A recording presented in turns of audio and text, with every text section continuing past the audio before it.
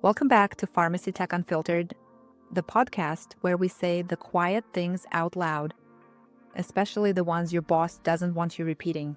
I'm your host, Elena Rutka, and today's episode is about something that's been burning through every tech group chat, every break room whisper, and every Reddit thread for the last decade. Pay. Before we get into it, make sure to hit subscribe, follow, share, whatever your platform calls it, because this podcast exists to give voice to every tech who's ever felt invisible. Let's get into it. Before we jump into today's breakdown, I want to read you something that landed in my inbox last week. It was sent anonymously by a pharmacy tech who's been in the field for 17 years. And it hit me so hard, I had to sit in silence after reading it. I want to share it with you, because I know this isn't just her story, it's our story.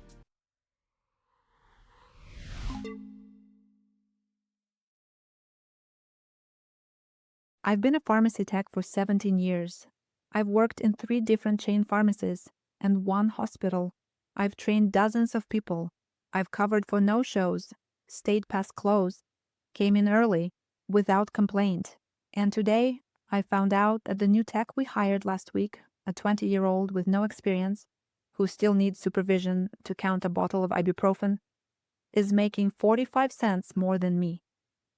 When I asked my manager about it, she said, well, we had to raise starting pay to compete with other employers. But apparently, there's no money to adjust my rate. No money to recognize the certifications I've earned. No money for the sterile compounding I trained myself on during my off hours. Just a pat on the back and a "we appreciate you." I used to feel proud of this job. Now I feel used.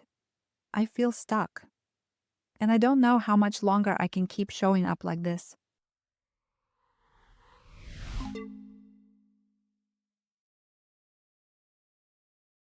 That letter didn't just speak truth. It screamed it. So today, we're going there. We're talking about the lie of tech pay, the real numbers, the real betrayal, and what you can actually do about it. Let me get this straight. You've been in the field for over a decade. You've trained new hires, picked up the slack, stayed late, skipped breaks, held your team together through staff shortages, system crashes, and corporate policy changes. And the person they just hired, with 0 experience, no certification, fresh off the street, makes 50 cents less than you. Maybe less, maybe the same. Some of you, they're making more. So what exactly did your loyalty buy you? What did that extra certification do? What did those 10 years of staying quiet, staying late, staying grateful to have a job amount to? Because from where you're sitting, the math isn't mathing. It's infuriating. It's humiliating.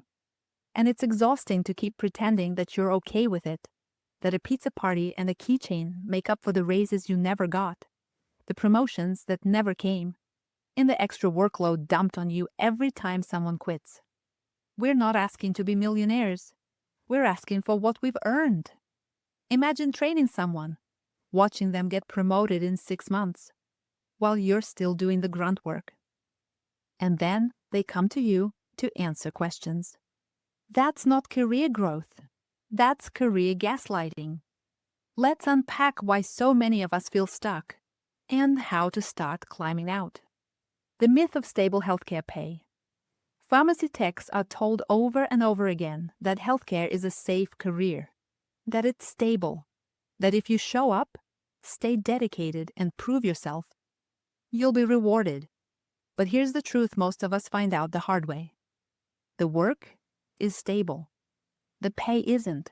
Wages have been stagnant for years. Inflation has climbed. Gas, groceries, rent, all going up. But your paycheck? Still crawling.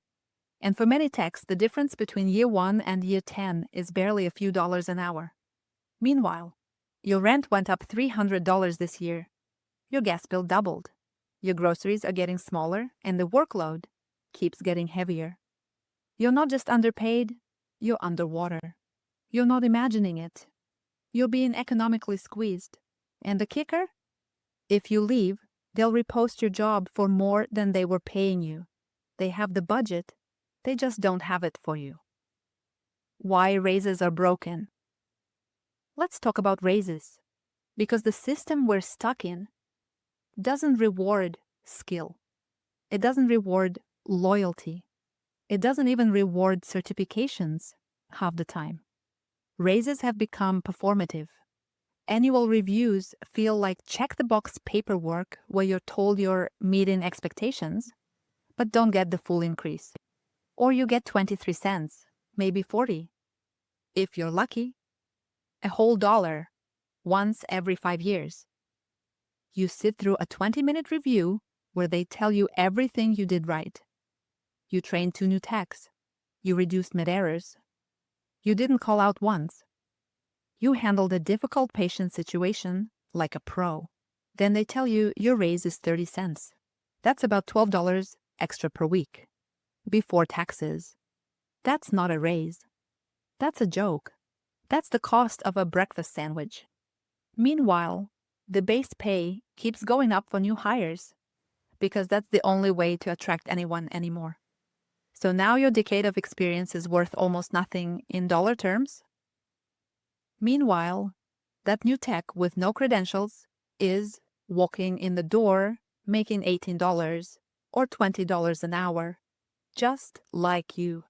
It's like running a marathon, crossing the finish line and realizing that the people who showed up late still got the same medal. Only you're limping, they're fresh, and you were the one who carried water for everyone else. And let's not forget the pay caps. You hit a ceiling, and HR just shrugs. That's the most we can give for your position. So unless you take on a new title, which most companies don't offer, you're stuck. So then they tell you, go get more certifications, that'll help. And you do. You study nights and weekends. You pay out of pocket. You take the test, pass it, update your badge. And what changes? Nothing. No raise, no new role, no extra support, just more tasks, more responsibility. Now you're compounding. Now you're the go-to for hazardous meds. Now you're doing sterile checks. But the pay, still the same. They say, oh, we value our team's growth. But when you hand them proof, you grew. They smile and hand you more work. This isn't about entitlement. This is about equity, about fair compensation for skilled labor, about not being punished for being experienced. If this were a game show, you'd be the contestant who completed every level, collected all the tokens, and still got sent home with a t-shirt and a thank you email. So where does that leave you? If you're in a system that won't pay you what you're worth, you have to start looking outside of that system. That could mean an internal pivot, inventory, buyer roles, billing, or leadership positions, if they exist. But let's be honest, those aren't always available.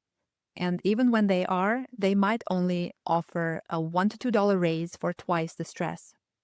You move into a lead role, suddenly you're covering everyone's mess, doing performance reviews, fielding complaints, and you're still in the trenches, still understaffed, still underpaid.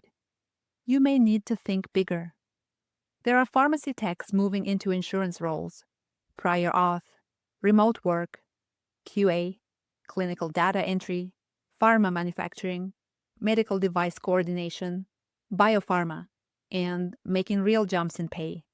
We're talking $24, $27, $30 an hour, or salaried roles with benefits, PTO, mental health coverage, and actual growth. Some are working from home now. Some have flexible schedules. Some left retail completely and are now doing medication access for specialty clinics. Some are doing investigational drug tracking for clinical trials. And every single one of them will tell you, I didn't know this existed until I started looking. You don't have to leap tomorrow, but you can start now. Fix your resume. Highlight the real skills. Med history intake, sterile prep, data accuracy, patient coordination, software platforms. Update your certifications to match where you want to go, not just where you are. Start thinking of yourself like a business. If your current client doesn't value your time, it's time to find a better client. You're not just a tech, you're a skilled service provider. You manage workflow, inventory, compliance, and people, all while working under pressure. Talk to other techs who made the move. DM someone on LinkedIn. Join a Facebook group. Ask questions. You're not too old. You're not behind. You're just not stuck, even if it feels like it. Because if you're not getting paid what you're worth, and you're still being worked like you are, that's a trap. And you deserve to walk out of it. And when you do, when you land that higher paying, low drama role with actual room to grow, don't feel bad about it. Feel powerful. You didn't just level up. You broke the system that tried to contain you. If your pay hasn't changed in years, if new hires are getting just as much as you, if your certifications led to stress and not raises, you are not imagining it. You are not being ungrateful. You are not expecting too much. You are just done accepting crumbs. And you're not alone. Let's talk about it. Let's challenge it. Let's start building a better plan. Because we all deserve more than silent resentment and quiet frustration. You didn't survive this long just to be underpaid and overworked forever. If you've made it to the end of this episode, first, thank you. Second, I want to leave you with something real. You've already done the hardest part. Surviving in a system that's not designed for you to thrive. So from here on out, it's about strategy. Here's what I want you to do this week. 1. Pull your most recent pay stub. Calculate how much you make per hour, post-tax. Then compare it to what you used to make. Is it keeping up? 2. Google 3 pharmacy technician jobs outside of retail or hospital work. Just 3. Look at the qualifications. You might already qualify. 3. Write down your top 5 skills, not just tasks, but skills. Do you manage inventory? Communicate across care teams? Maintain sterile compliance? Own those. These are transferable. 4. Share this episode with a coworker. If it made you feel seen, it will make someone else feel less alone, too. Because here's the truth. They are counting on your silence, your exhaustion, your fear. They're hoping you stay stuck because it costs them nothing. But what happens when pharmacy techs stop accepting the bare minimum? What happens when we stop internalizing burnout as personal failure and start naming it for what it is? Systemic exploitation. That's when things shift. That's when the real power begins. If this episode hit home, don't keep it to yourself. Share it with a tech who needs to hear it. Send it to your group chat. Post it in your pharmacy forum. The only way things change is when we stop pretending everything's fine. Make sure to subscribe on your favorite platform so you never miss an episode. And if you're ready to take action, to pivot, to get paid, to get unstuck, visit elenarutka.com for free tools, resources, and real talk workshops that meet you where you are. So stay loud, stay sharp, and don't ever let anyone tell you this is just the way it is. Until next time, I've got your back, and I'll keep saying it until they start listening. I'm Elena Rutka, and you are listening to Pharmacy Tech Unfiltered.